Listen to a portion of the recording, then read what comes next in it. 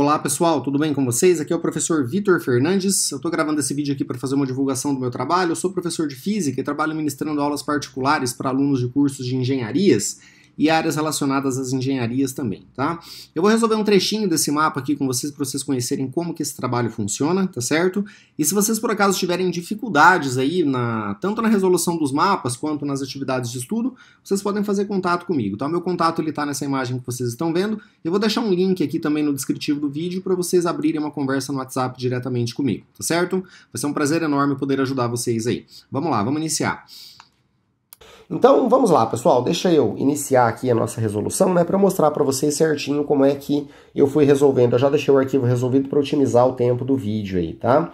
Então, temos o contexto da questão aqui, mas na atividade de hoje, né, você será o engenheiro responsável por analisar a melhor opção de empreendimento para uma área rural que possui um rio com vazão disponível para a utilização de 7 metros cúbicos por segundo, tá? Então já começamos a ter os primeiros dados a partir daqui.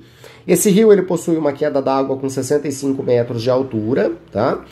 E visando a instalação de uma pequena usina para geração de energia elétrica, é para a gente analisar os seguintes cenários. O primeiro aqui, utilizando um gerador elétrico de 10 polos, tá? E a velocidade de rotação específica, quais seriam as opções de turbina para essa situação, tá? Então, pessoal, eu iniciei da seguinte forma, tá certo? Eu retirei aqui os dados da questão, né? Então tem aqui dados de vazão, a nossa altura de queda aqui, tá? E nós temos esse parâmetro aqui que ele é chamado de ZP, tá? Pessoal, ZP, tá? De acordo com a definição do livro-texto de vocês aí, ele é o número de pares de polos e não o número de polos, tá certo? Então, se nós temos 10 polos aqui, preciso que vocês entendam que nós estamos falando de 5 pares de polos aqui para o caso do nosso problema, tá? Considerando aqui, então, a aceleração da gravidade como 9,81, tá certo? Temos uma metodologia de cálculo ali no livro-texto de vocês, na página 138 e 139, aí, que dá uma força, tá certo? Com as equações que a gente vai utilizar aqui. Qualquer coisa é só vocês consultarem lá, tá? Pessoal, essa metodologia de cálculo aqui é a seguinte, ó, a gente inicia calculando salto energético, que é representado pela letra Y, tá? E esse Y aqui ele é o produto da aceleração da gravidade pela altura de queda, tudo bem? Então eu executei essa multiplicação aqui, cheguei nesse resultado, 637,65 aqui joules para cada quilograma, tá? Próximo passo aqui dos nossos cálculos é o seguinte, pessoal, nós precisamos calcular o que aqui no nosso enunciado é chamado de rotação específica aqui, ó, tá? E essa rotação específica, pessoal, nós temos aqui uma metodologia aqui para ela que é a seguinte, ó. Primeiro a gente calcula a rotação do motor, que é representado por N, tá? E temos uma equação para isso, ó, tá? ZP aqui, que é aquele número de pares de polos, ele é dado por 3.600 sobre esse N, tá? Esse N é a rotação aqui do motor. Então eu só fiz uma multiplicação cruzada aqui para isolar o N, ó. Então temos 3.600 sobre esse ZP, tá? Então, esse ZP, lembrando que é o número de pares de polos que nós temos 5, né? Então se eu fizer essa nossa divisão aqui, 3.600 por 5, vai me dar um valor de 720 aqui. Pessoal, só que esse 720 aqui ele está em RPM, rotações por minuto, tá? E, de fato, nós precisamos transformar isso aqui para as unidades fundamentais, né? Sempre segundos aqui como nossa base de cálculo, tá certo? Então é só a gente dividir esse valor por 60, tá? Ó. Então nós vamos ter aqui que o motor ele tem uma rotação aí de 12 rotações por segundo, tá certo? Aí sim, pessoal, a gente vai calcular essa velocidade de rotação específica. Nós temos uma equação para isso que é dada por essa daqui, ó, tá? Essa equação é a mesma que nós utilizamos na atividade de estudos número 3, né? É 10 a terceira aqui vezes N, tá? Que seria aqui a nossa rotação do motor, tudo bem? Que multiplica aqui o valor de Q elevado a meio, que é a nossa vazão. E, pessoal, lembrando que qualquer número elevado a meio, na verdade, é a raiz quadrada dele, tá? Isso aqui dividido por Y, pessoal, que é esse cálculo que nós fizemos aqui em cima, ó, o nosso salto energético, tá? Então, dividido por Y elevado a 3/4.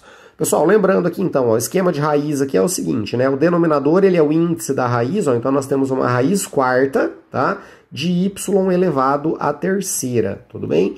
Então, eu só abri esses cálculos aqui e substituí os valores, ó, 10 a terceira da equação, 12 aqui, tá certo? Seria o valor aqui da nossa rotação, tá?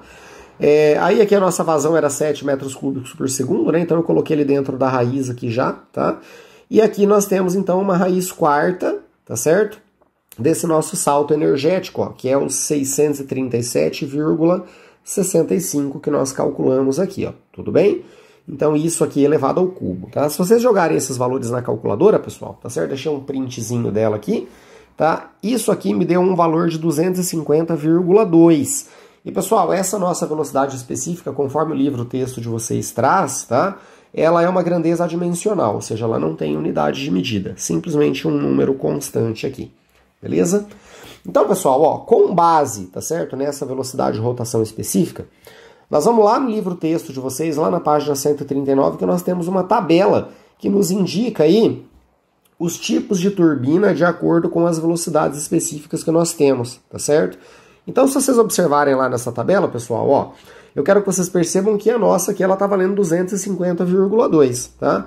E as únicas turbinas que nós temos apresentadas nessa tabela que se encaixam aqui dentro dessa grandeza, tá certo?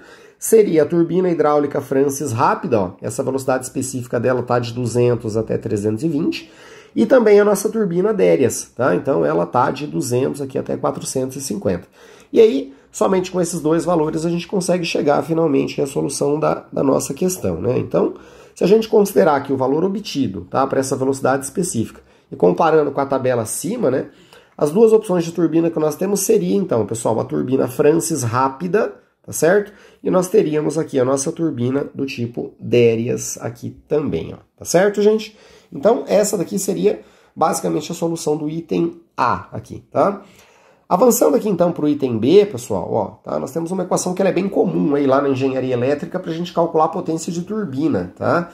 Então nós temos a seguinte situação, ó, considerando as eficiências hidráulicas, tá, referente às perdas de carga, como sendo de 94%, ou 0,94, tá?